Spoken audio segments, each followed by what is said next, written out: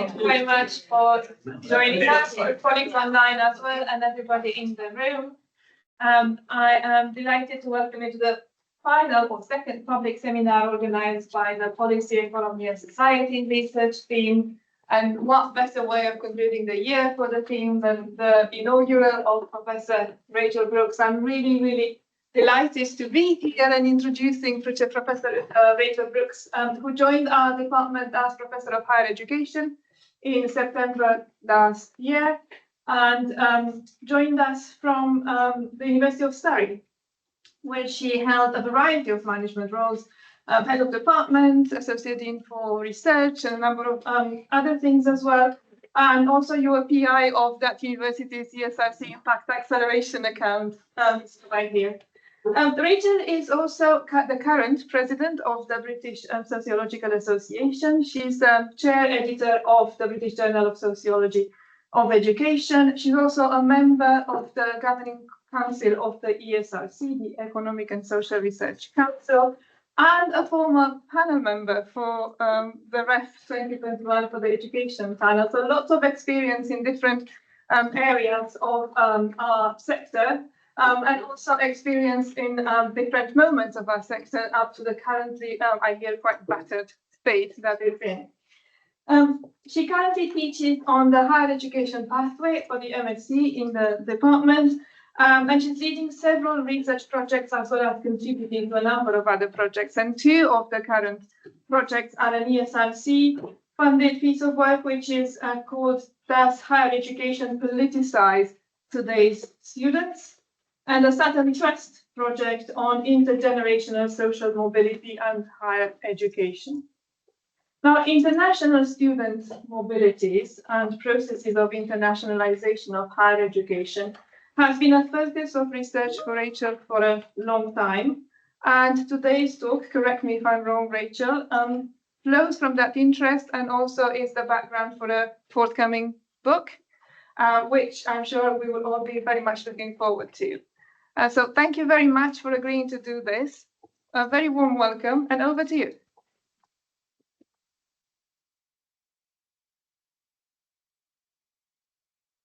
Thank you, Alice, very much for those kind words, and thank you all for coming along today, including people online. Thanks very much. So yes, as Alice said, my talk today is about post-Brexit student mobilities. And first of all, I just start by, raising the question of why research student mobility at all. And I would argue it's important because it is a significant social phenomenon. On average, across the OECD, about 10% of tertiary students are international students, so crossing international borders to pursue their higher education.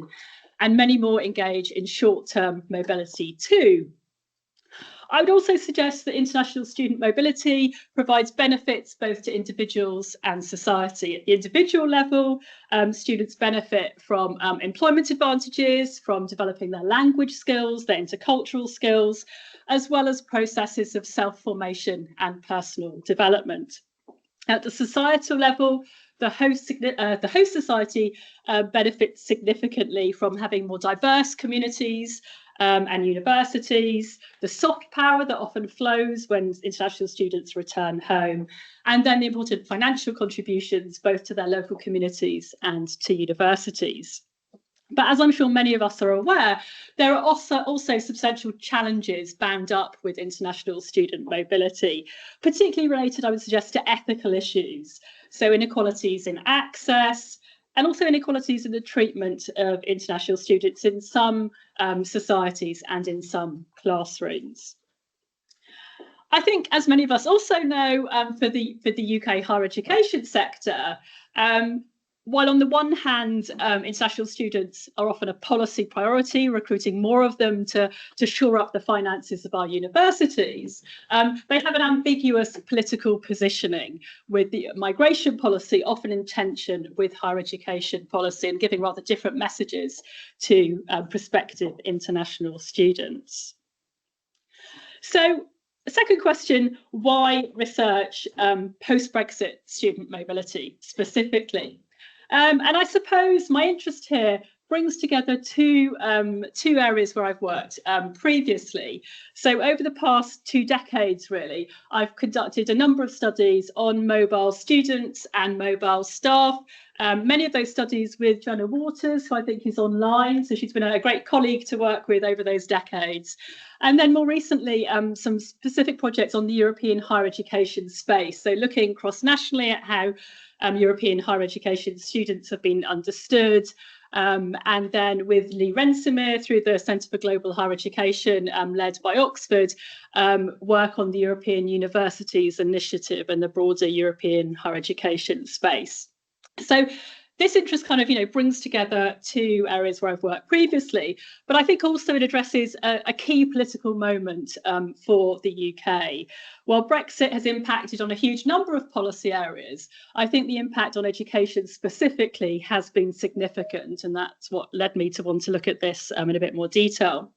So in my presentation this evening, I'm going to be drawing on some empirical research that I have conducted with Joanna for the book that Alice kindly mentioned, which involved interviews with a whole variety of stakeholders, document analysis, statistical analysis, and some web analysis.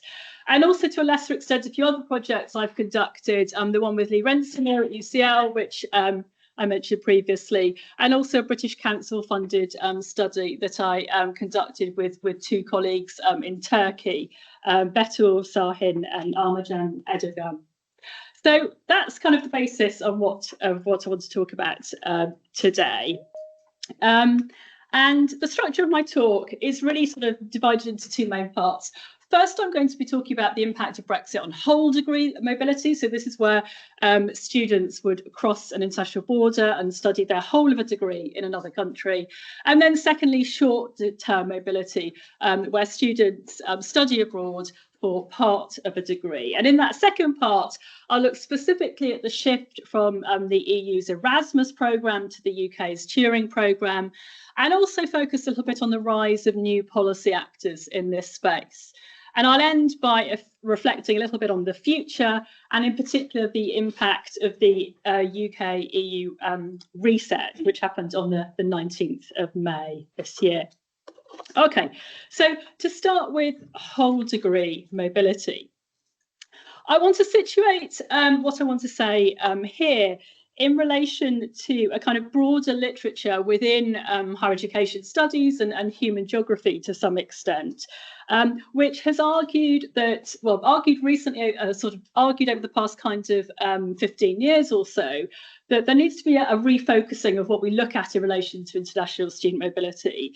An argument that the early studies had really focused on kind of demand side factors, so the demand of individual students, what their preferences were, what was driving them. And actually, to have a fuller picture, we need to look at supply side factors too, to correct for this imbalance.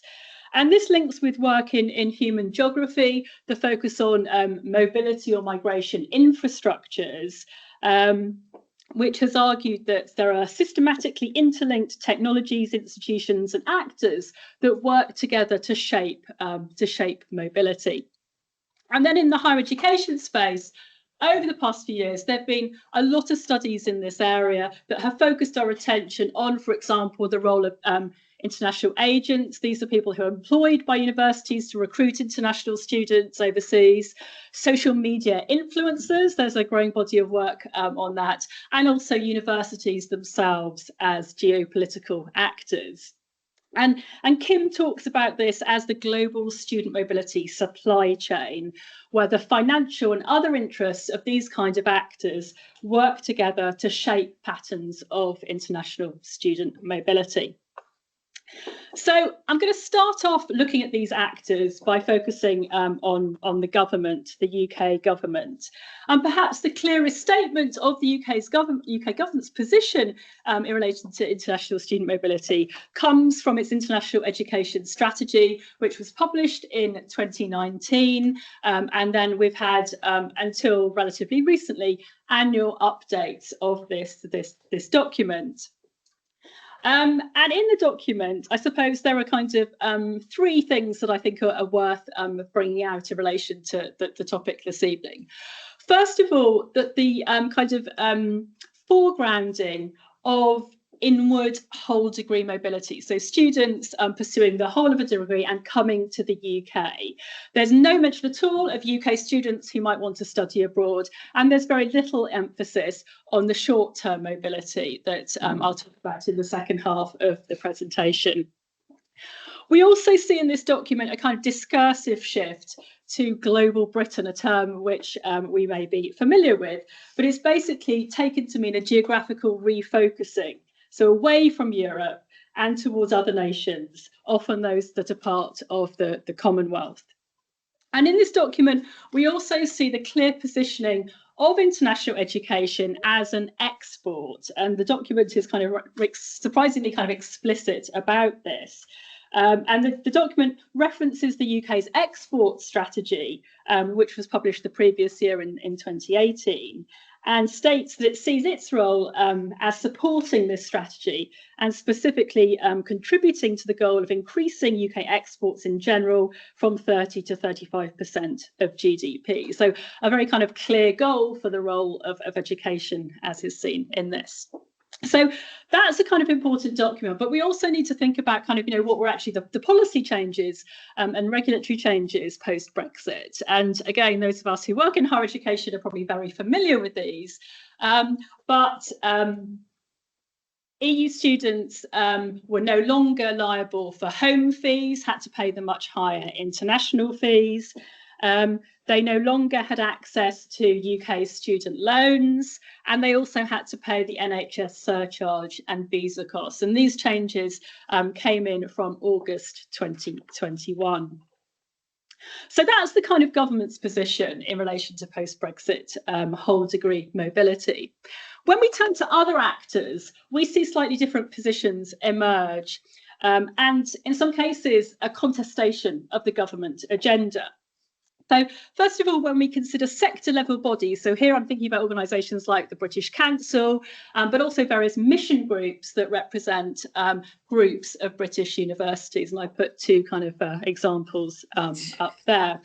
And I think when we look at the literature, there's a sense that these kinds of organisations have historically helped to shape the opportunities offered to students for international student mobility and how those opportunities are presented to them. And as such could be seen as a part of the kind of supply side architecture that I was talking about earlier. And when we look at their responses to the government's position, we see quite a lot of ambivalence. So on one hand, we see a kind of welcoming of the government's emphasis on more diverse markets. So the kind of welcoming of, you know, less of a focus on Europe, more of a focus on the rest of the world. But we also see more contestation in terms of the sense that actually ongoing commitment to Europe is actually really important and shouldn't be lost in this kind of reframing of mobility opportunities. And so various of our respondents talked about how they were supporting individual universities in reaffirming their links with their European counterparts. And this has been reflected in other studies as well. The one I reference up there talks about how various university mission groups have really pushed the UK to have a more active role in the European higher education area for these kinds of reasons. Then when we move on to look at higher education institutions themselves, I think here we can see kind of more explicit resistance towards government agendas. So as others have argued, compared to many other countries, universities in the UK still do have quite a high level of operational autonomy, and so kind of have perhaps a bit more space to act in this sphere than elsewhere in the world. And we certainly see evidence of this kind of resistance and continuing connections to Europe. So it was quite interesting when we did our web analysis that there were quite a lot of examples of European Union flags remaining on university web pages when you looked at kind of global opportunities. When we spoke to people, there was a sense that they'd gone out of their way to reassure European colleagues about the importance of Europe to the British higher education sector.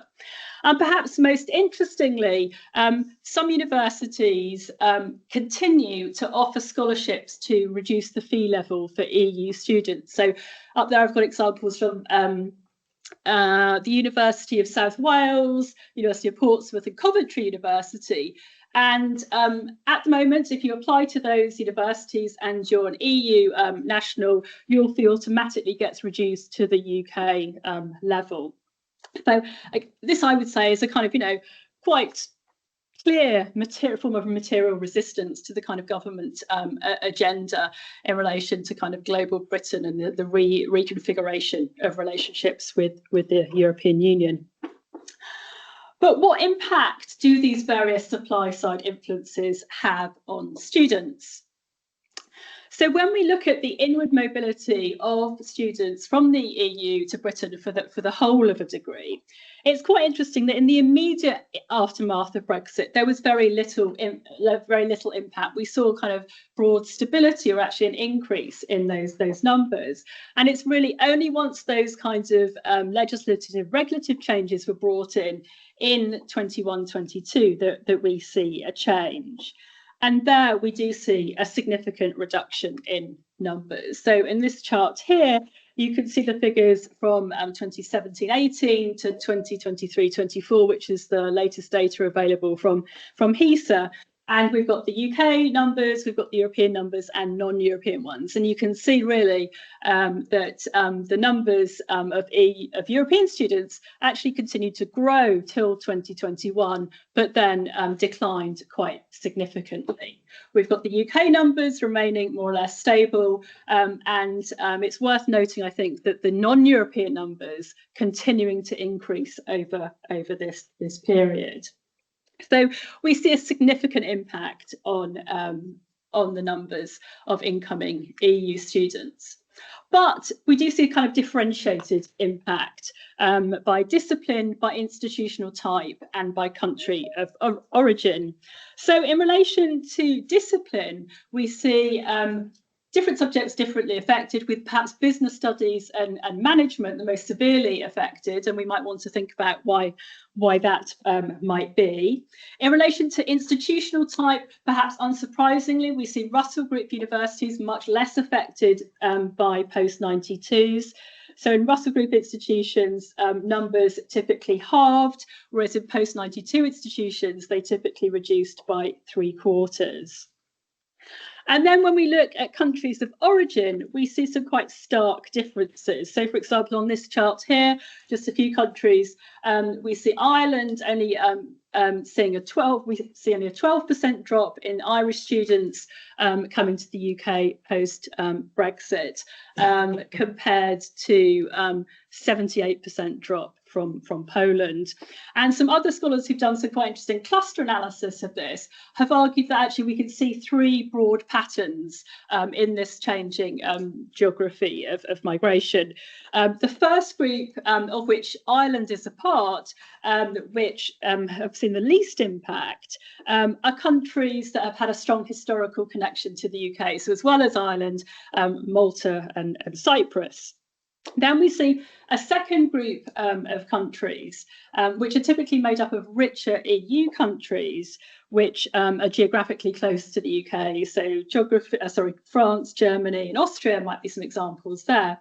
And they were relatively less impacted. And then a third group, poorer EU nations, typically geographically located on the periphery of the continent, including many that acceded to the EU relatively late. And these countries were the most affected. So Poland, but also the Czech Republic, Estonia, Latvia and Lithuania. So we see a differentiated pattern there.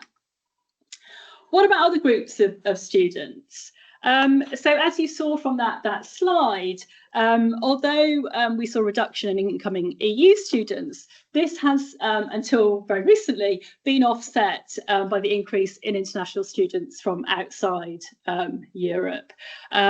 But there has been a shift in the very last year because of further immigration measures that have affected this group of students, particularly the ban on bringing dependents if you're coming to study for a taught course in the UK. So the figures for the latest year do show a decline. And then when we think about the outward mobility of UK students, the figures here aren't particularly robust, but they do suggest that there hasn't necessarily been any decline here. In fact, over the years, we've seen a slow but steady increase in these students, but they are a tiny minority of all the British students who are studying in higher education. So where does that kind of leave us as I bring to a conclusion the first part of the presentation? So I think despite this quite turbulent policy environment, in terms of who is influencing the flows of students, who's exerting influence within the global student mobility supply chain, we can see quite stark imbalances between the various actors, and the enduring dominance of government in terms of, shaping what's going on here. And so universities, despite this kind of resistance that they have tried, they do seem to have been unable to mitigate the quite severe impact of regulatory change, particularly, I think, the fee change and removing students' eligibility for tuition fee loans from UK providers. So now move on to the second part of the presentation to look at short-term mobility. So this is where students are moving for part of a degree programme. What's been happening here? So a key change, and perhaps the most important change in this area, is the shift from the Erasmus scheme, which is the European Union's scheme to facilitate short-term mobility between countries, to the Turing Scheme, which is what the UK government introduced following Brexit. Now, this was quite a late decision on the part of the UK government. There are quite a lot of autobiographies of people who were involved in the Brexit negotiations, which suggest that actually staying in Erasmus was on the cards until quite a late point. And in fact, I did some work for the Department for Education, which was looking at kind of Erasmus mobility to try and feed into this debate. But ultimately, Boris Johnson decided that he wanted to go ahead with the Turing Scheme. And the main rationale for it was concern about imbalanced flows and the cost to the UK taxpayer. So the idea that, or the fact that many more students came from the EU to the UK than British students went out. And this was part of the rationale for ending the UK's involvement with Erasmus and setting up its own scheme. So the Turing Scheme was introduced. What are some of the kind of differences between Turing and Erasmus? So unlike Erasmus, Turing only funds the outward mobility of students. So there is no money for students from the EU or anywhere else to come to the UK.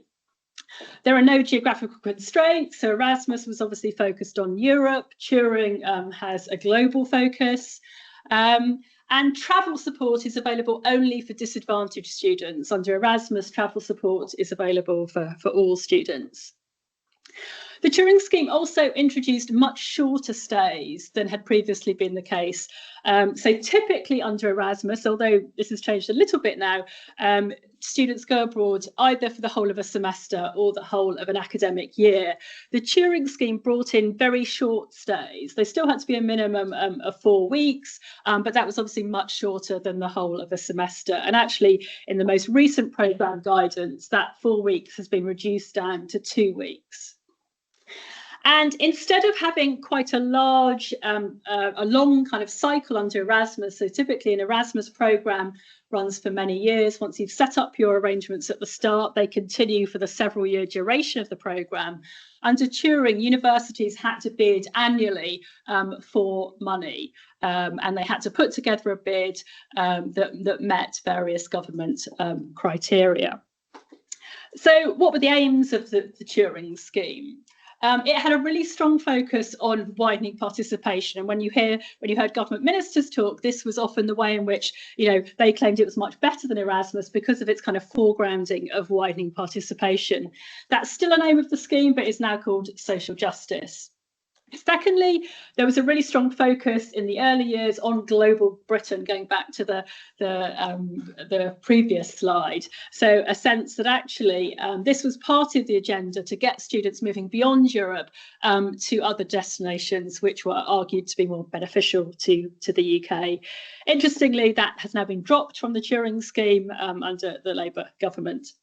But the two other ones remain, an aim to develop student skills to smooth the transition from university into the workforce, and making sure that there is value to the taxpayer. And that goes back to the point I was making about the kind of imbalanced focus and concerns about that.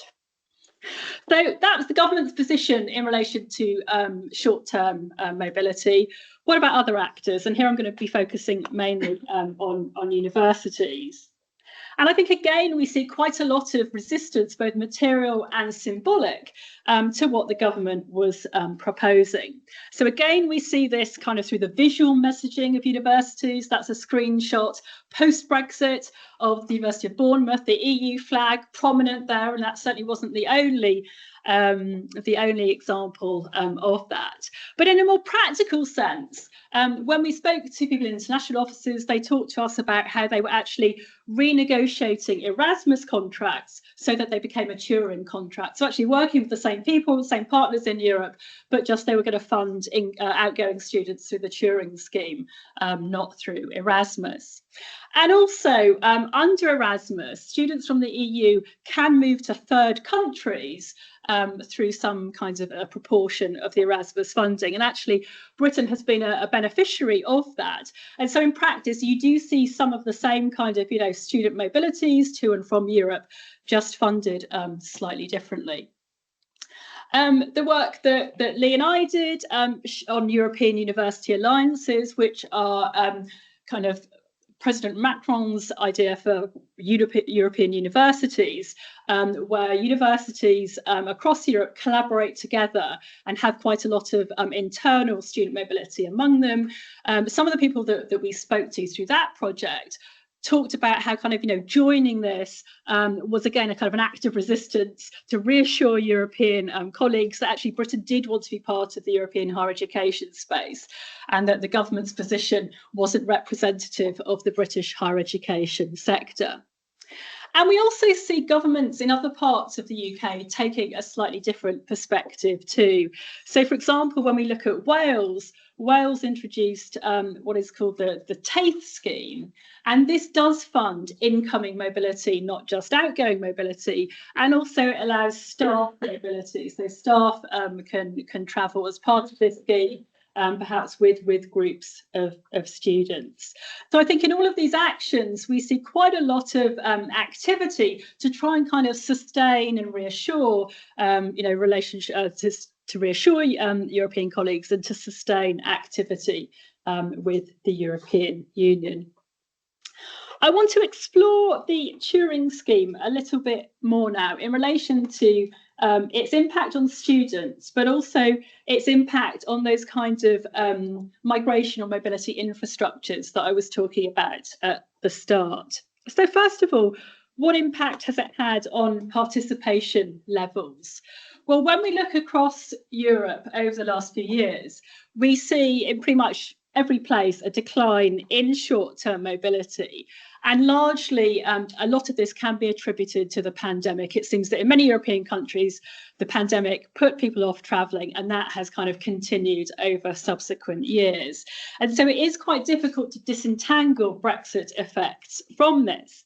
But it's certainly the case that the Turing Scheme hasn't increase the numbers of students who are internationally mobile. So if we look at the figures there, so we're looking at outgoing UK students for a period of short-term mobility, and this could be to anywhere in the world. There's a decline since 2019, a fall in the mobility rate from 8.8% of the cohort in that year to 3.5% in the most recent year that we have figures for. And then when we look at incoming students, so there isn't a very good way of kind of aggregating, nationally aggregating incoming short-term mobility students to the UK, but we can look at EU statistics on this, and they also report a really substantial decrease. So from 75,000 incoming EU students in 2018 to only 10,000 in the last year. So it seems that the Turing Scheme hasn't really done anything to kind of boost participation as far as we can see. What about its aim to widen participation? And I think here there are some positive messages. So those people that we spoke to through our research, really welcomed the fact that the government was foregrounding this important aspect as they saw it of student mobility, was giving them more incentives. So through the kind of bidding process, universities have to show how they are going to widen participation to underrepresented groups. And they felt together that had led to a kind of a sea change in attitudes to international student mobility and widening participation. Another positive thing many of our respondents told us was the promotion and popularity of very short-term mobility. So the kind of 4-week opportunity was talked about in very positive terms, that this was often feasible for some students who would never consider a whole semester abroad. And this had a kind of a widening participation function. But there were also various practical impediments that our research revealed. Firstly, the late notification of funding. Nearly all the universities that we spoke to talked about how they got very late notification of whether their bid had been successful at all, and if it had, how much that was, which made it very difficult for them to promote the opportunities to their students. And there's quite a lot of literature that would suggest that students from widening participation backgrounds often need more time to think about these kind of opportunities than students who may be much more familiar with international travel and for whom it is much kind of a less scary thing to do. Linked to that, Turing grants have often been paid to universities very late, which makes it very difficult for them to pay students in time. So there were lots of stories of students having to pay for their own costs up front and then claim back from the university, which obviously has a negative impact on students without those kind of financial resources. And also, our participants told us that even a 4-week stay was often too long for some students who might have had caring responsibilities, engaged in paid work, etc. And it's quite interesting that that feedback seems to have been taken on board because, as I was saying, that 4-week minimum has recently been reduced to 2 weeks. But despite some of those kind of more positive signs, when we look at the social characteristics of those who have engaged in short-term international mobility, we don't see a huge amount of evidence of change. So Universities UK published a report called Gone International a month or so ago, and that suggested that if we take the last 5-year period, only 5.3% of students from the lowest social classes took a period of short-term international mobility, compared to 8.5% of their peers from the more advantaged social background. So I think the evidence there is a little bit mixed, but despite kind of more positive signs, a lack of change really in terms of the students who are participating. The third impact I want to talk about is about these kind of mobility infrastructures that I mentioned at the start. And I think here we see some quite significant change in relation to the impact of the Turing Scheme. So firstly, I think we see universities, because of the kind of way in which Turing was taken away and the perceived inadequacies of the Turing Scheme, relying more on other structures to facilitate short-term mobility. So, for example, I think the kind of university networks that many, the global networks that many British universities are part of, and increasing use of the money that they have available for short-term mobility. But also, I think and this is one of the things I suppose that interested me most in this project, evidence of various new providers that have kind of come in to this market to kind of play quite a prominent role. And in the rest of the presentation, I'm going to call these third-party providers. And I'm going to spend a little bit of time discussing them because I think it is interesting, and it's perhaps a lesser known impact of Turing. So when we were doing our web analysis, looking at the kind of global opportunities offered by British universities, it was really striking that many of them were offering opportunities that seemed to be provided by a whole range of kind of external partners, and typically people that we might think of as like offering gap year opportunities, not study abroad. And these were typically kind of private limited companies. And then when we did some further research and we looked at their websites and we interviewed them, it became apparent that Turing funding had allowed them to target the higher education market in ways that weren't possible before, and that they were actually receiving quite a lot of money through the Turing Scheme to facilitate short-term student mobility. And perhaps if we're going to theorise this, we can see this as a kind of a further manifestation of what Stephen Ball has called edu-business. So just to tell you a little bit more about these kind of providers, this isn't an exhaustive list, but you can see the kind of providers that I'm talking about on the left-hand side and the huge range of universities that they work with on the right-hand side. So Oxford is there, but also many other universities. And we see those kind of cutting across different types of universities as well, lots of Russell Group as well as other providers too. And when I interviewed the people who run these organisations, there was a real sense that these were entrepreneurs who had really taken advantage of what they saw as a moment when new money was coming to the system that they could take advantage of. So the first provider there, she told me how she kind of latched on to the Turing Scheme when it was first introduced, and she worked with 5 universities within its first year. Then she got the list of all the institutions that had got Turing money from that first year, and she pitched her organisation's offerings to a much larger group of universities in the second year of the scheme.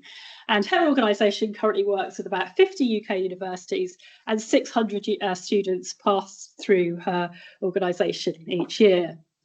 Similarly, representative from another provider told me that when the Turing Scheme was first introduced, he contacted a large number of universities straight away, showing them case studies of the kind of work that his organisation did with gap year students on volunteering type programmes. His organisation is now working with 70 UK universities compared to only 3 to 10 prior to Turing, and facilitating the mobility of about 800 students each year. And he said that the Turing Scheme had heralded what he called what he saw as a kind of a culture shift in the volunteering sector and the nature of student mobilities. And a third example there, provider 3, he talked about how the Turing Scheme had been amazing in enabling him to establish new relationships with universities.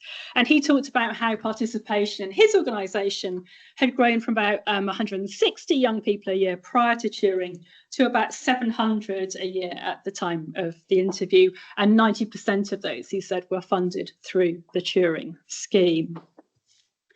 So what is the kind of influence of this in the wider sector? I think we can see some similarities here with what Stephen Ball has discussed in relation to the entry of other kind of external actors into the education system. So he's largely written about the school sector, but I think we can see similar effects here. And one of the things he talks about is how external actors can often be quite an effective means of solving what he calls policy blockages. And we can see this played out, I think, a little bit in the Turing Scheme. So, for example, the late notification of awards that I told you about, these organisations were discussed as very effectively offering flexibility to universities to use up funds that they hadn't managed to get rid of, and to be able to do that on kind of quite a short-term basis. So they didn't need these kind of long partnerships with universities. They could get rid of the money quite quickly through these volunteering organisations. Some of them offer European opportunities, and this was again seen as a way of kind of, facilitating links with Europe that universities desired when Erasmus funding wasn't available. And they also talked about, many of our participants talked about how post-COVID there was much less interest in going abroad for long periods. And so these kind of short-term volunteering type schemes were quite good in terms of, attracting students who just wanted a short period abroad. These organisations also pick up some of the administration, which staff in international offices found very beneficial because they talked about all the increased bureaucracy associated with these kind of annual bids to the Turing Scheme compared to the much longer duration Turing programmes. And they also talked about how these organisations were actually quite effective in enabling them to meet their widening participation targets because of these shorter stays, but also because of some of the specific geographies in which these organisations were working. So, for example, there's one that focuses on the Caribbean, which was talked about as a very effective means of getting Black students interested in international student mobility in ways that perhaps had been more challenging for universities previously. So we could see these third-party providers resolving some of the kind of policy blockages that were evident after the introduction of Turing. But I think there are other influences as well. And I think we can also see that they kind of affected the discourse, the ways in which we talk about international student mobility in universities at the moment. And I think we can see a shifting definition of what constitutes a period of international student mobility. So now, instead of something that's focused on studying, it's much more about kind of volunteering and exciting travel, as many of these organisations promote themselves as kind of facilitating travel to exciting locations in the world. I think we can also see a reinforcement of assumptions about close alignment with the labour market, with many of these organisations fixing students up with kind of work experience type opportunities. And I think we can also see here some changing assumptions about who's actually responsible for international student mobility, it no longer being the preserve of the university, but something that's kind of outsourced to these third-party providers. And as I was mentioning, we can also see a kind of reinforcing of particular views of desirable locations, because these organisations typically want opportunities where they think students want to go. There's less sense of kind of, challenging students' views about, where they might travel abroad. So I think we can see kind of some shift in the discourse around short-term student mobility as a result of this change. I think there are also some kind of ethical questions that we need to think about as a result of this kind of entry into the market of gap year providers. And many of them kind of set themselves out as kind of, volunteering organisations that are doing good things around the world. And some providers do seem to foreground their ethical commitment. It came through strongly in interviews, it comes through quite strongly in their websites. But these providers themselves told me about quite a lot of unscrupulous practices, as they described them, where other providers that had less of an ethical commitment to kind of, good forms of volunteering had entered the market, making the most of what they call the gold rush of Turing money. I think one of the things that perhaps is most important in relation to the ethics of this is that there's very little formal educational content to many of these programmes. They go out, they're largely volunteering, and there's no kind of assessment of what students have learned of skill development that's either fed back to the universities or the students themselves. And I think here that it does raise kind of I would see quite significant questions about, if taxpayers are thinking that their money is going to higher education, is this something that we should be comfortable with? And then finally, I think there are ethical issues perhaps associated with what might be seen as kind of an emerging hierarchy of mobility opportunities. There's quite a lot of literature that typically employers and others value longer term types of mobility, where students have longer in an overseas location to develop their intercultural skills, their language skills, etc. And also some work by Eileen Courtois and others that have suggested that when you get kind of mass short-term international mobility, you see a kind of hierarchy emerging of mobility opportunities, where students from lower income backgrounds with less cultural capital typically take up forms of mobility that are less valued in the labour market. So there might be something of that going on here too. So where does that leave us in relation to short-term mobility? So I think in contrast to what I was saying about whole degree mobility, we do see much more kinds of successful resistance here to government agendas, and universities just having a bit more capacity to kind of, not take on board the government agenda completely. So we see this in relation, I think, not just to universities, but also to different parts of the UK, with Wales introducing its own scheme, TAFE, that I mentioned previously, and Scotland have also piloted their own international student mobility scheme, focusing on short-term mobilities.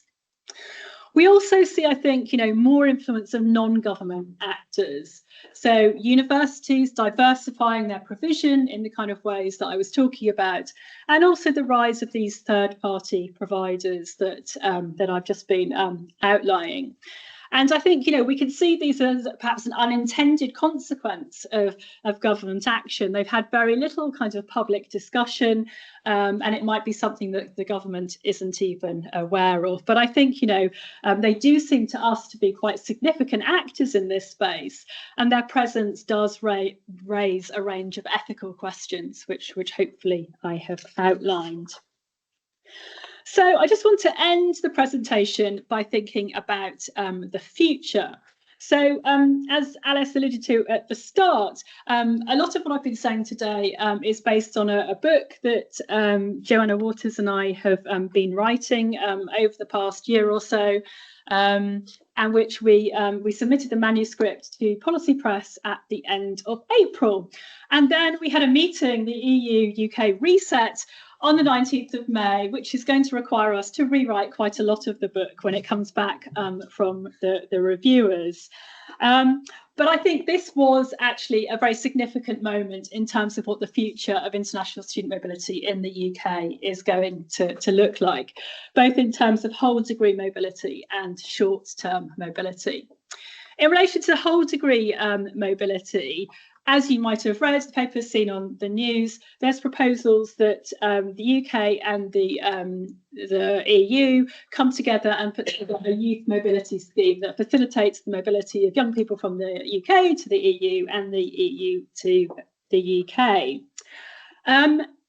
It seems that one of the kind of sticking points about this, because if you followed the press coverage, there was very little detail given about any of this, was that fees are a very significant sticking point. So the fact that the UK is now highly dependent on international student fees, is not going to want any reduction in those fees coming in, but the EU very much wants EU young people to be able to come to the UK and not pay those high international fees. So I think that is an ongoing sticking point, and how that is resolved, it will be interesting to see.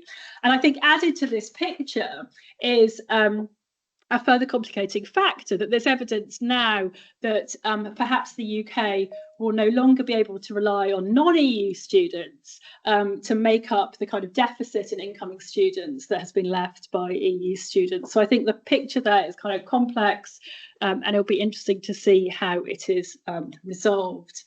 And then in terms of short-term mobility, the UK government made a commitment to rejoining Erasmus. It was interesting that Keir Starmer didn't mention this at all when he did his talk about the outcome of the negotiations. So I think they want to keep it under wraps a little bit. And if you look at the detail, there's very little detail. It's just said that there is this commitment. How that will work in practice will have to be seen.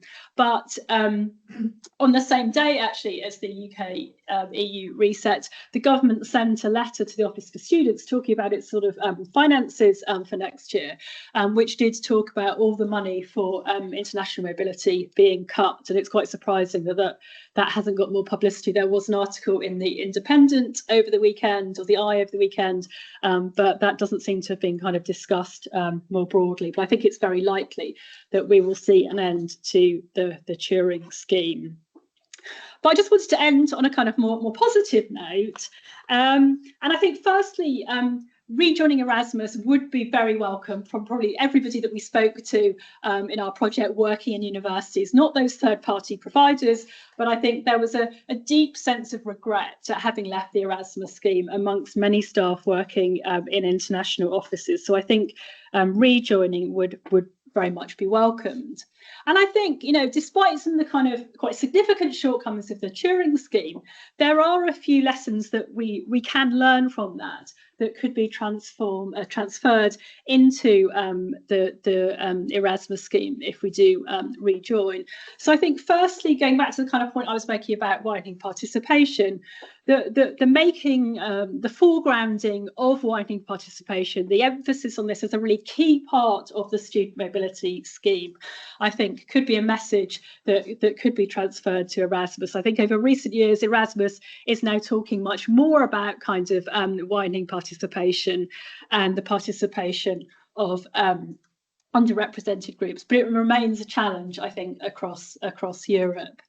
And I think, secondly, the value and attraction of very short-term mobilities. Many of those we spoke to in university international offices felt that this was a really important thing that the Turing Scheme had facilitated in the way in which Erasmus hadn't previously. There are obviously the kind of hierarchy issues, ethical issues that I pointed to previously, but as a kind of, you know, a first step on a mobility journey, perhaps these kind of mobilities, you know, are something that we should try to transfer to any new scheme. And I was at a European event a couple of weeks ago, and there was quite a lot of debate about kind of blended mobilities, where people are learning online and then going abroad for a short period of time. So I think there's an ongoing European discussion that the UK could contribute to quite valuably there.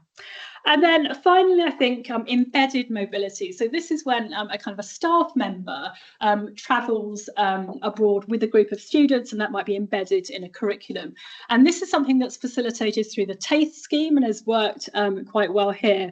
And those we spoke to in English universities often held this up as something that they felt would be, you know, something worth introducing, that many students, you know, from underrepresented backgrounds do still feel kind of too nervous to go abroad, and travelling with a staff member in a big group might be something that will facilitate their mobility. There's some evidence, I think, from Australia that this is a model that can be quite successful in widening participation.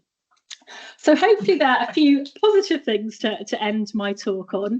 If you're interested to find out more, Joanna and I have published an article on this, and hopefully our rewritten book will be out with Policy Press next year. So thank you for listening. Happy to answer any questions.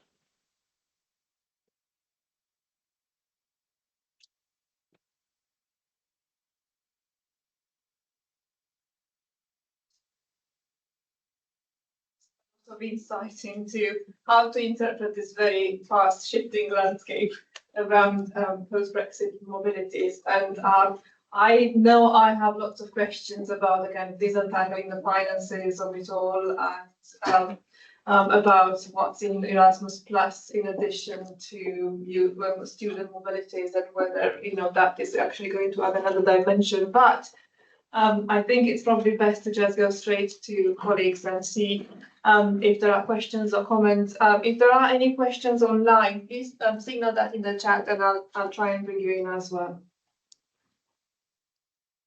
Sivan.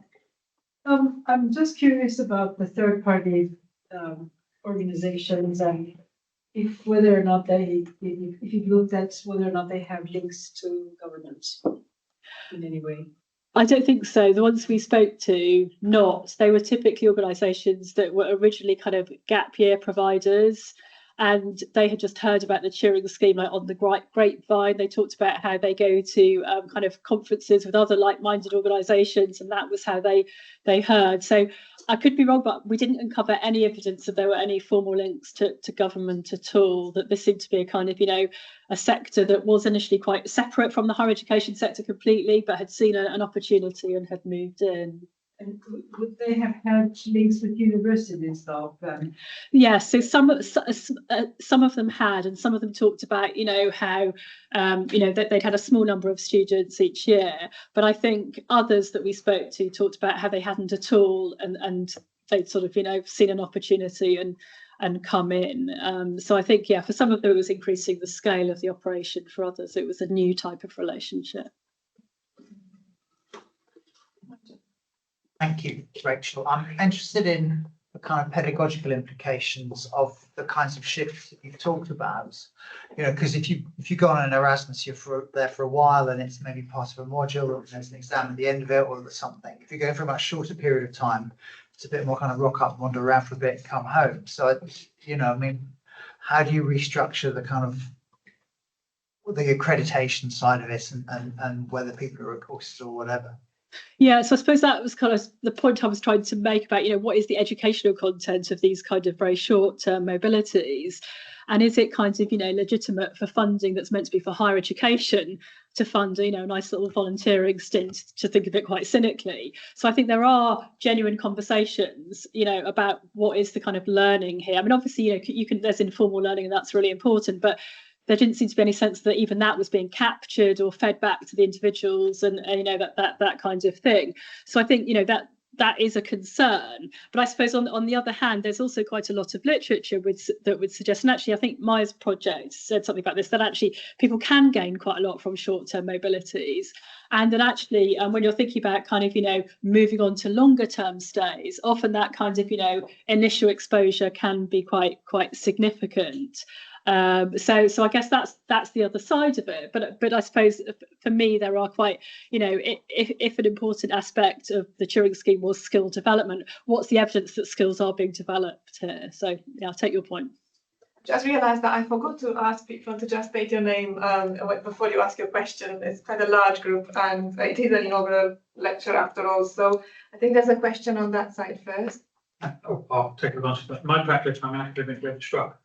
I'm interested in the hierarchies within hierarchies, because one of those things about that seems to be that is that universities with existing bilateral exchange programs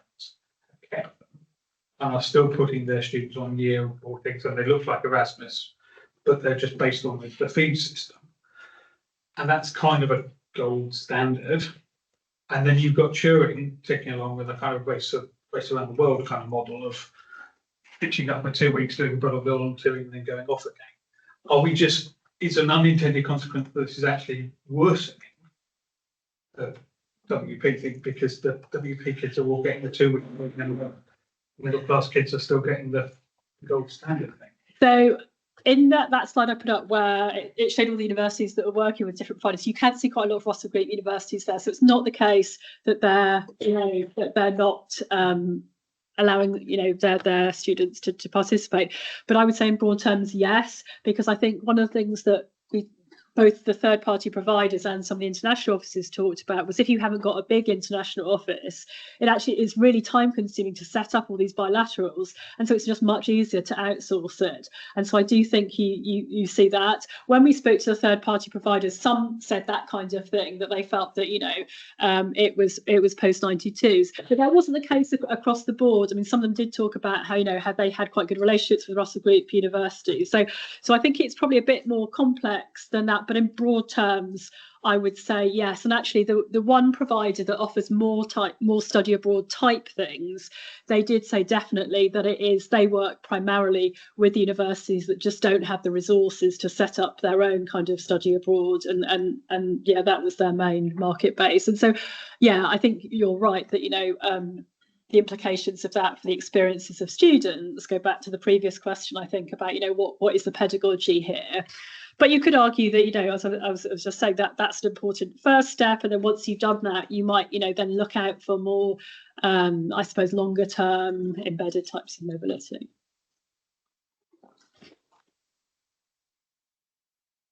So I heard from many of my colleagues about Turing grant in international partnerships, global exchange office, and so on, that the application process is confusing, like the administrative part of the things is very different from how it was with Erasmus, that is a long established program. And I was wondering if you have any more details about that, or that late payments and late results, like how universities have found the administrative process of Turing. I think really difficult to be blunt. So that was actually a really strong theme that came out from our interviews, that actually the administrative side was really difficult. So maybe it links back to the previous question as well, that if you've got a big international office, that administrative load is easier to pick up than if it's just a small one. So yeah, the administration really difficult because of the kind of yearly bids that you have to put in. And also they told us that the kind of audit requirements were much higher under Turing than Erasmus. And so everything had to be kind of, documented. And that actually that was a huge burden of administrative work, which is why, I said that, sometimes that administrative outsourcing to these third party providers was welcomed. So I think that was an issue. And then linked to that, because of the late notification of the awards, then, they had to get really busy to advertise them to students and that kind of thing. I suppose what there's less evidence of is of students necessarily kind of having more of an administrative burden on them, because some of the universities chose to use their Turing funding in particular ways, targeting particular groups of students, and that seems to be reasonably well kind of communicated. But certainly in terms of the administration of the international office, that was a very strong theme that came through our data. That's really interesting. I mean, this sort of practical question. I'm assuming that Erasmus programs were always sort of haggled over bilaterally. So how would that have with the short-term vision of what's been learned from Turing, then we'd have to convince the European partners to do the same?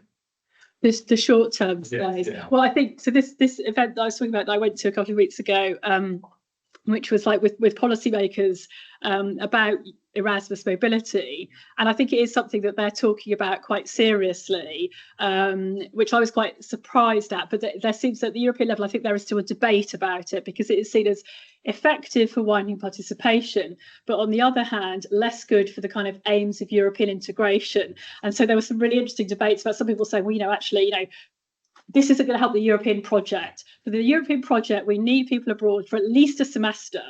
And so I think this is a yet to be resolved issue at the European level. But I think, they do see it as one way, if they're serious about widening participation, a route that's to be tried. And I think the model that they seem keen on, instead of very short stays, is blended mobility, where you do have a kind of a longer term interaction, but a lot of that is online, and the actual physical mobility is quite short. But I think that's an area that they are still thinking quite a lot about. I'm kind of interested in what the drivers are of the falling levels of mobilities from the EU. Are fees the critical thing, or is it more about the kind of post-Brexit, more like hostile environment, and what impact you think rejoining Erasmus might have on those different drivers? So I think in terms of the kind of the statistics that I put up about the EU, I think there is a strong COVID effect. And, at this meeting I was at to Europe, that was what people were saying, that actually how do you re-engage young people post-COVID? The sense that actually, that has wrought, maybe it's a short-term change, but it's one been going on for several years. So I think there is that. The evidence, I suppose, would suggest, if we look at whole degree mobility, that it's not the kind of leaving Brexit and fear of, British people being very unwelcome to European students that seems to be the case, because the whole degree numbers only fell off when the fees became payable. So, if they were if European students were concerned about hostility, perhaps we would have seen that change previously. So I think there is still a high demand from EU students to come to the UK. I think that's one of the reasons why the EU has been so keen to do this kind of youth mobility deal with the UK. So I'd be optimistic, and that if we do rejoin Erasmus, we would get back to seeing hopefully a good number of European students come to the UK. Maya, and then we have a colleague online.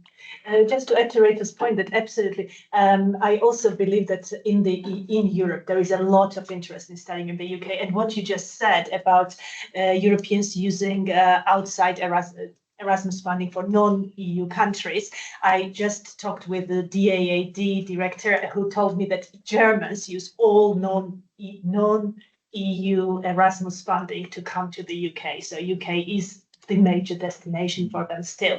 So I just wanted to go back to that slide, Rachel. Well, you had all the numbers. It was slightly at the start. So from what I remember from those numbers, the numbers of students in our universities are increasing dramatically. Is that right? So not that one, but yes, I think this one. So if you look at the numbers, not percentages, they are increasing really a lot. So our system, which has the same number of universities, has many more students. At the same time, UK universities are cutting staff and are in very difficult financial position. Now, at the same time, we have the US situation now, and most likely in the coming year and in the next few years, lots of students who would have gone to the US will choose alternative locations, and UK will be a very attractive location for them, the choices that they will have. So if many more students apply to the UK universities, and very many of them are very high caliber who would have gone to Harvard, Stanford, etc. And even if we enter the youth mobility scheme with the EU, where even if EU students will pay the UK fees, still, what do you think? Do you think those proportions of EU students will change, considering all these factors, that our capacity is limited? We cannot accept an unlimited number of students. Many more high caliber students will apply in the next few years. I'm almost 100% certain. Yeah, no, that's a good question. And I suppose my answer to that would be that I think, we are seeing, because of the financial pressures that institutions are facing, just a rethinking of what the pedagogical model is. So not at Oxford, probably not at, a few other places at the top, but basically much larger class sizes, staff to student ratios, declining and that kind of thing. So I think, universities in sort of mid or lower league table positions are rethinking how they teach to have, kind of much less, I suppose, staff contact with students. So I would see that as kind of happening almost irrespective of what happens to international students. And then I think, yes, it could be that actually, although our kinds of, the very recent changes to the post-study work visa, that reducing that may deter more non-European students, but they might be offset by more Americans coming in. So I think it is a real unknown in that area. But I think almost irrespective of that, universities are rethinking their teaching models because of the kind of constraints that they're under. There's a couple of questions.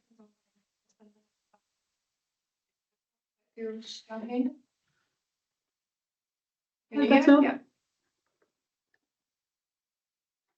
Please ask your question. Okay. Hi, Rachel. Thank you very much for this very inspiring speech. Actually, I wrote on chat box, but it would be good to read maybe. It is about the Brexit and after Brexit situation. Even before Brexit, I am from Turkey, a practitioner, and UK universities were often perceived as somewhat less proactive in establishing reciprocal mobility agreements. And sometimes they are not so welcoming incoming students compared to some other European countries.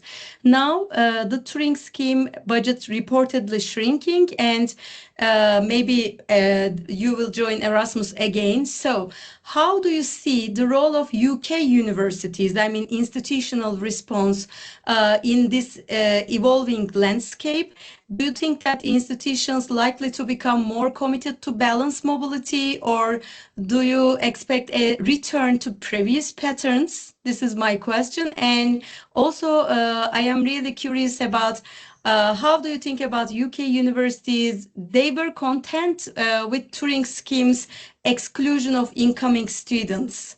So what do you think about that? Thank you so much. Sorry, I didn't hear your second question. Is it possible to turn the sound up on?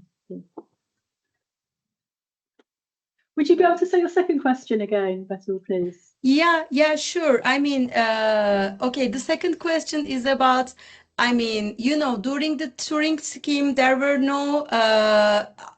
no incoming students, only outgoing students were funded. So do you think that UK universities were content with that? I mean, having only outgoing students? Yeah, so to answer that question, we've turned the sound up now, so we can hear you better. Yeah, so in relation to that second question, no, I think not. And I think, that's a really kind of common concern across the sector, that it was felt that, kind of classrooms were much the worse for having, fewer European students, fewer incoming students. And I think you heard that from international office staff, but also from academics. And that's been kind of written about in the kind of higher education press in this country, as well as coming through quite strongly in our project. In relation to the first question, was your question about kind of how I saw patterns of mobility changing if the UK does rejoin the Erasmus scheme? So I would say kind of, because of the efforts that universities have gone to retain some of those links, and because of the kind of, ways in which, as Maya was saying, that there has been money to fund some incoming EU students, and British students have gone out to Europe. I would imagine that we would just see kind of people welcoming the Erasmus scheme and seeing kind of people using those kind of contacts and developing them further. But I think also, I mean, I didn't really kind of dwell on this in the presentation, but many of our respondents also talked about how they did kind of welcome the possibility of going to non-European locations, and how that was particularly advantageous for students who didn't have great language skills and wanted to be in a country where they could speak English. And so I think probably I would guess we wouldn't go back to kind of the same kind of patterns that we've seen before. But as I kind of ended my presentation by saying, there was kind of still a lot of fondness for the Erasmus scheme, and so I would imagine that those kinds of patterns being strengthened and renewed would be largely welcomed. Thank you. Also online we've got Zachary Spire. Hi, Professor. Many thanks. This was super interesting. My question focuses on the issue of housing.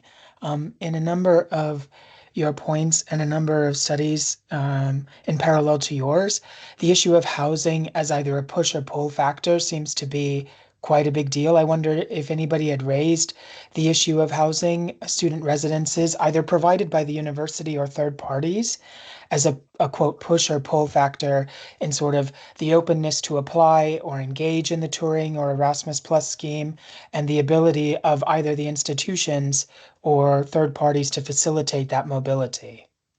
Thank you. Thank you. No, so it's quite interesting. I think housing plays out quite differently in the UK because I know in Australia that's been one of the main concerns about the high numbers of international students, and that's led to the government taking quite restrictive measures there.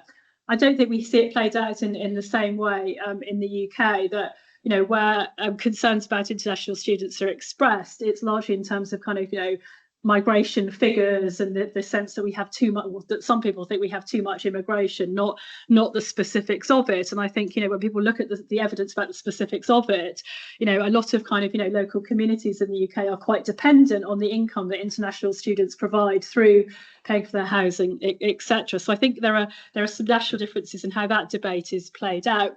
But I think the issue of housing is quite important when we're thinking about these kind of very short-term mobilities, because actually it's quite difficult if you're going to go and study, going to a university for a very short period of time to find that kind of housing, because typically contracts are for a year or at least a semester, which might have the effect of pushing students who just want to do a very short term into these kind of third party providers where you don't need housing in a university town. You could just go into kind of the kind of infrastructure that they've got set up there. So I think housing does play into this debate, but perhaps in a slightly different way than it does in Australia, for example.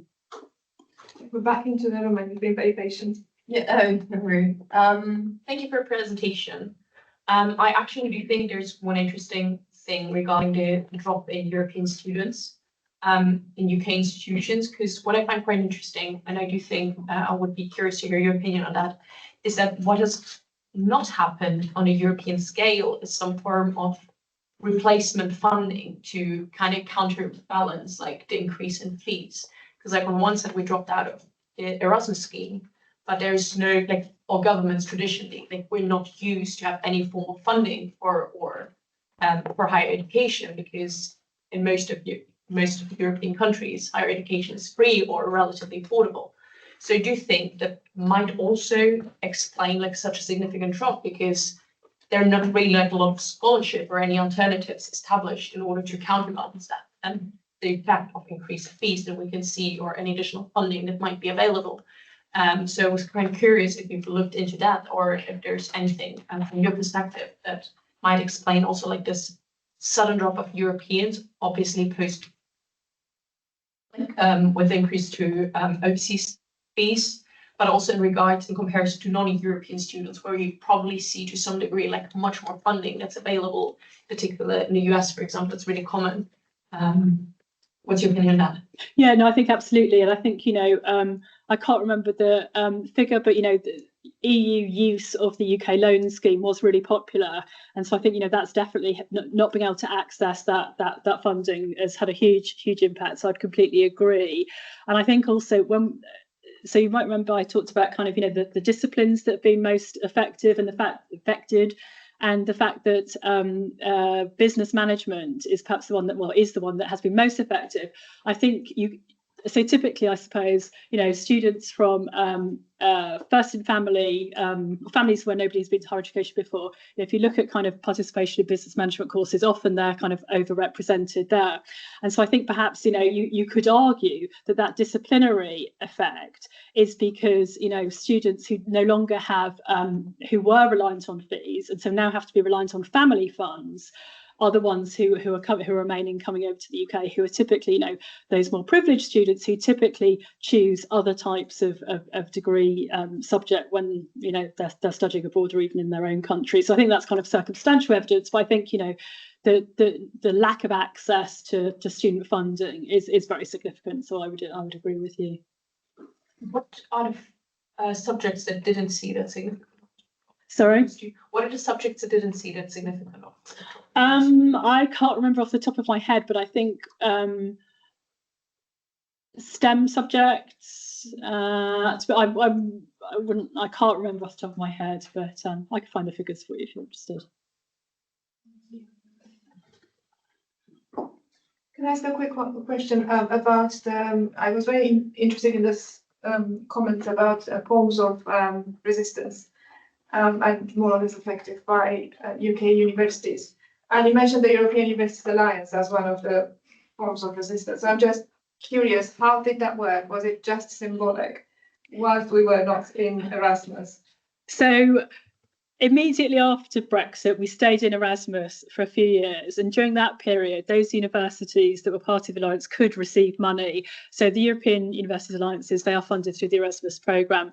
So they did receive money then. And then there was a question when they were no longer eligible for that money, what would happen to them? Would they just leave? And actually, I think they all stayed because they felt actually there was a lot of advantage of staying, both symbolically, but I think also perhaps in material terms and thinking about kind of collaborations for European research funding, and a sense, actually your PhD student wrote about this, about kind of, you know, the fact that, you know, in the future, those alliances might be important for other funding from the EU. And I think, you know, perhaps their gamble has paid off if we do rejoin Erasmus and they do get some money back. But actually, when we were looking at their mobility schemes. So, for example, one university, I think it's Glasgow, that's part of a alliance. They actually put up internal funding to facilitate mobility within the alliance. I think funded through their alumni.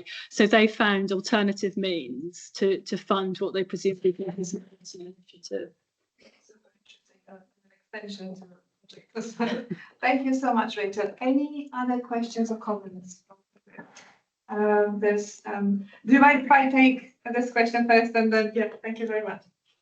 Hi, Rachel. Thank you very much for the presentation. My question is very short, but how do you see the relationship or the coexistence between the possible return of Erasmus and the statement of the Prime Minister some weeks ago about the island of strangers and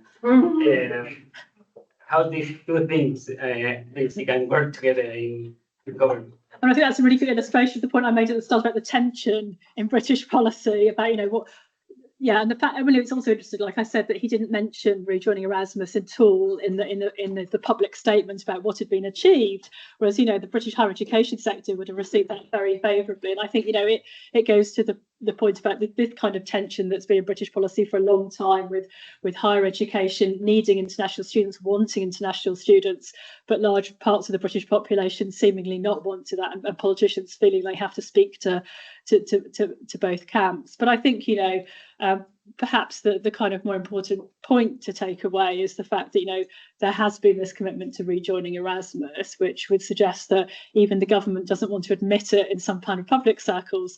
There is a real valuing of what that scheme brought. So maybe that's something to hold on to when we have to hear those other kind of comments. It's just that I just keep on looking at this table. You have to change the slide. It's really very important. And I'm just going to know what's actually driving this huge hike in non-European students coming to the UK, when at the same time there is this rhetoric and changes in immigration policy that restricts immigration and visa approvals and that sort of thing. So what's going on there? I mean, why is there such a hike in the number of non-European? So why would they have been? I just don't understand that part of the table. So I guess, you know, the UK does remain a really attractive location for international students, despite the things we were just talking about, the kind of migration policy and the kind of hostile comments. So the fact that, you know, British higher education is still really highly valued, that it's Anglophone, that universities still do well in international league tables. So, but I think also, you know, the kind of increase, for example, in students for China and India has been explained by the increase in the middle class in those countries, and the fact that, you know, they want to take advantage of mobility opportunities for education. But also played into that is the kind of some slightly kind of better migration policies. So alongside the kind of making it harder for people to bring their dependents in, there has been a change, or the reintroduction of the post-study work visa. So now students can stay in the UK. Was 2 years, now reduced back to 18 months, but that had previously, the withdrawal of that had a really big impact on Indian students in particular, who wanted to stay in the UK, were perhaps from lower income families than perhaps some of the incoming Chinese students, and so often needed to work, wanted to get that work experience. So that change has had a positive impact. So it's quite a complex picture, but I think, you know, I suppose the broad position is that Britain is still quite an attractive location to come for international students from many parts of the world, particularly, I suppose, China and India over recent years, well, over recent decades, really.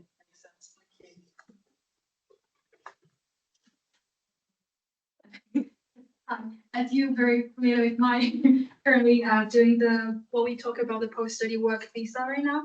So I think this presentation is mainly about EU region area, but what do you think about the relationship between EU students and non-EU students within this like UK higher education landscape? Because as we can see from this table, the proportion of non-EU students are growing, like despite the pandemic and despite maybe changes in the immigration policy in the short term.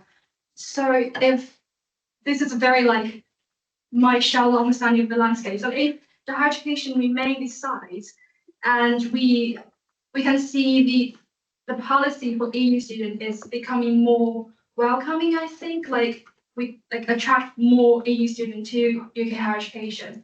What would that affect students from non-EU regions, or like how would this relationship between these two parts of international students, like you think, interact in this landscape? In currently, this policy changes both in EU and also in the broader immigration policy. Okay.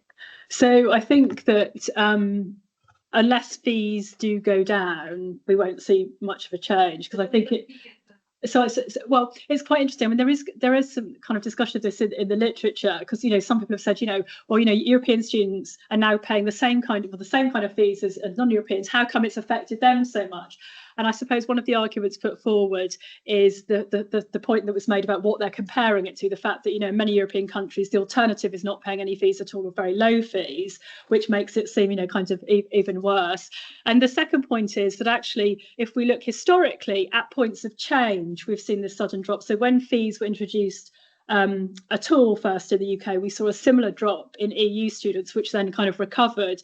So is this, if fees do stay at this kind of level for European students, is this a temporary blip and they'll recover? Or actually, because of this comparison with low or no fees in the rest of Europe, it will still seem very, very expensive, which perhaps for students from other parts of the world won't. But I suppose if the policy change is made and European students go back to paying home fees, I mean, if your question is basically, will British universities be less favourably inclined towards non-EU? I think probably not, for the points that have been discussed about the kind of financial situation of British universities and the need to kind of just increase numbers in general, almost irrespective of where students come from, as long as they pay high fees. So much. I think I'm going to stop now, if that's okay, because it's been 40 minutes of discussion, Rachel, and you've been very kind and very generous with your insight. Thank you, everyone, very much for your questions, and also to colleagues online. We can continue the conversation. There are drinks and nibbles outside in drinks in the cafe. I'm afraid that for online colleagues, that's only symbolic, but you will be very welcome. I think the next seminar will be in the autumn, the next public seminar. So do join us again for that one. But for now, thank you so much.